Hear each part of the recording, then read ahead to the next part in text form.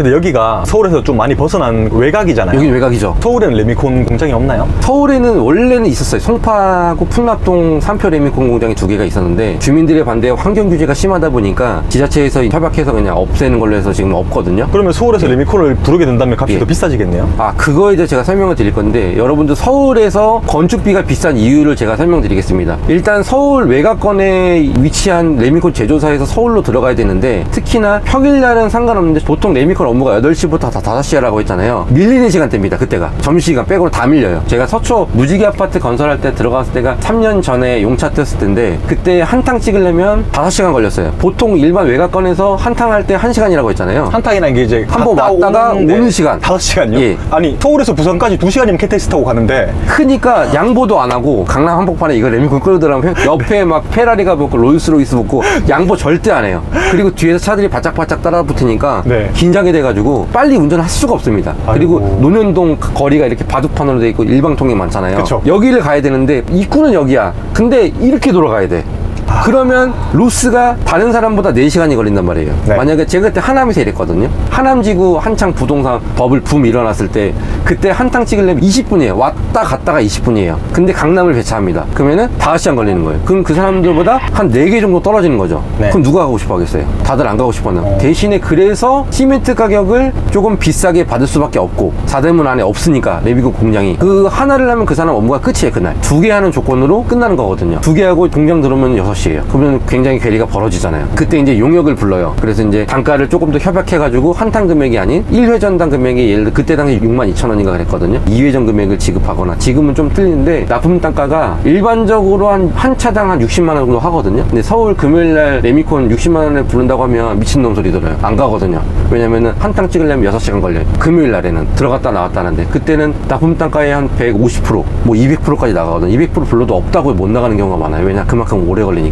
레미콘에 피가 붙네요. 예, 그쵸. 말씀드렸다시피 하나를 하려면 이 사람은 4개를 하는데 이 사람은 하나 하고 업무가 끝나는 거예요. 그럼 당연히 벌어질 수밖에 없고, 오히려 갔다 오면 손해보거든요. 왜 그러냐면은 그만큼 갔다 왔다 하는데 기름값은 별도로 준다고 하지만 그건 키로당 금액이지 실제적으로 소모된 기름을 주는 게 아니거든요. 그러면은 왔다 갔다 하는데 3, 4만원 정도 기름값을 마이너스 멘징하면 7만원 받고 마이너스 3 받아봐요. 그럼 하루에 4만원 번 거예요. 2억짜리 레미콘 몰고. 그럼 안 하잖아요. 그때 이제 피를 줘서 다 알고 있어요. 그게 그렇게 해서 금액을 좀 더 붙여서 가는 거거든요. 그럼 하루 진짜 오래 걸리는 경우에는 만약에 개인 빌라나 아니면 약간 작은 건물을 짓는다, 그때는 10대 정도 필요하거든요. 그때 10대를 한 사람당 1당을 주면서 한 차씩 가는 거예요. 건물 하나 짓는데 레미콘 10대만 지어요? 아니죠. 그러니까 기둥을 칠 거냐, 바닥을 칠 거냐, 아니 위에 슬래브를 덮을 거냐 따라서 틀린데, 대부분 이제 소규모 현장들은 바닥 치는데 10대에서 20대, 그 다음에 이제 위에랑 옆에 기둥 치는 데는 많아야 5대, 6대 이런 거 수준이니까 하루 1당을 지급하고 그냥 가는 거예요. 그만큼 그 시간이 걸리는 걸 알고 있기 때문에 리스크를 감내해야 되는 방법은 자본주의 사회다 보니까 캐시로 조지는 수밖에 없고, 그러다 보니까 서울 4대문 한복판에 건축비가 올라가는 이유도 거기에 있고, 그 다음에 똑같아. 나머지 철근 여러 가지 부자재들을 들어가는 납품할 때 글로 들어가는 시간적인 소요가 많이 들어가니까 단가가 틀릴 수밖에 없는 거예요. 요소적인 부분이 많이가 차이 나죠.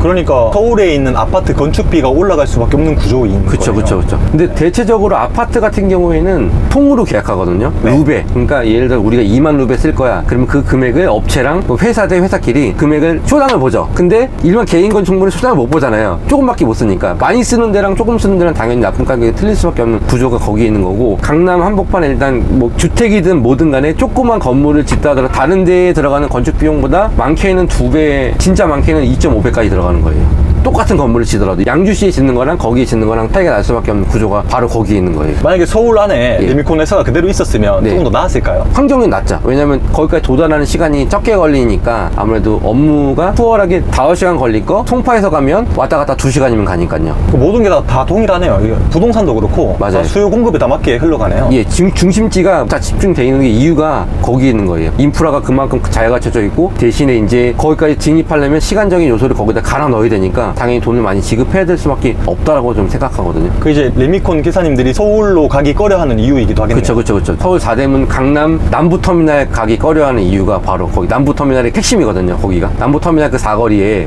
옛날에 3호 가든 있던 자리에 지금 재건축 올라가서 입주까지 다 끝났잖아요. 그 사거리 예술의 전당 있고 올라가면 거기가 진짜 최대예요. 10km 가는데 1시간 반 찍히잖아요. 뭐 거기뿐만 아니라 뭐 고속터미널도 그렇고. 맞아요.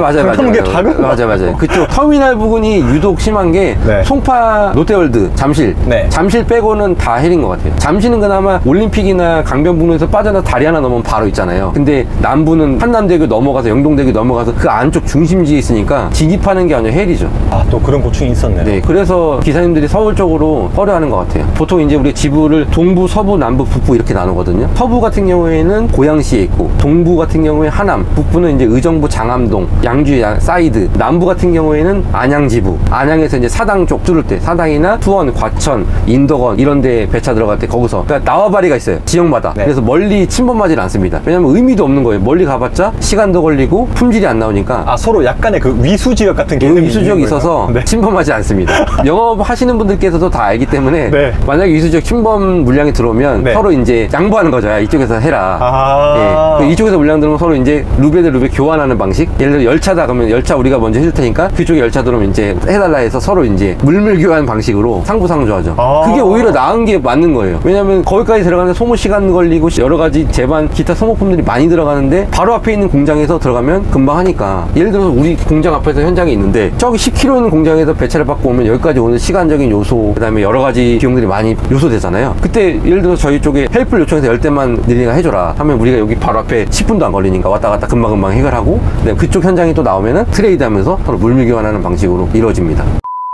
또 그런 것도 있을 것 같아요. 예. 서울 외곽에는 예. 내가 이렇게 반복을 하다 보면 어느 정도 예. 길을 외우잖아요. 그렇죠, 길이 그렇죠, 되게 그렇죠. 단순하고. 그렇죠, 그렇죠. 근데 서울 같은 경우에는 딱 들어갔을 때 예. 승용차가 가는 길만 나올 때가 있고, 아, 맞아요, 맞아요. 터널인데 들어가면 안 되고, 맞아요, 맞아요. 또 막 골목길 들어갔는데 예. 후진해서 나오기 맞아요. 너무 빡세고, 맞아요. 이런 변수가 너무 많잖아요. 그쵸, 그쵸. 그때는 이제 어떻게 진행하냐면 사전 답사를 1번 차가 하거든요. 1번 차가 먼저 가고 내비게이션으로 가야 되는 코스가 있고 그렇지 않은 코스가 있는데, 가장 심각한 경우에는 1호선 강북 이 라인인데요. 석계, 월계 이게 그 높이 제한이 2.8일 거예요. 거기가 높이가. 근데 얘는 3.3이 넘어야지 통과를 하는데 못 넘어가니까 우회해서 돌아가야 되거든요. 그때는 이제 앞차 선행기사님들이 이런 무전기를 통해서 서로 말로 가는 거예요. 구조상으로. 내비는 필요 없고요. 현장이 어디니까 예를 들어서 경남아파트 사거리에서 우회전, 우회전의 첫 번째 골목에서 우회전, 그 다음에 후진으로 들어와라, 이런 식으로 해서 명령을 내려주면 대충 머릿속에 맨날 가는 현장에 그림을 그리는 거죠. 어디에 무슨 다리가 있고 골목이 어디고 이런 것들 대부분 그 동네에서 운영하시는 분들은 다 외우고 있어요. 실시간으로 중계를 하는 거네요. 그쵸. 전체 무전으로 듣고 있는 거죠.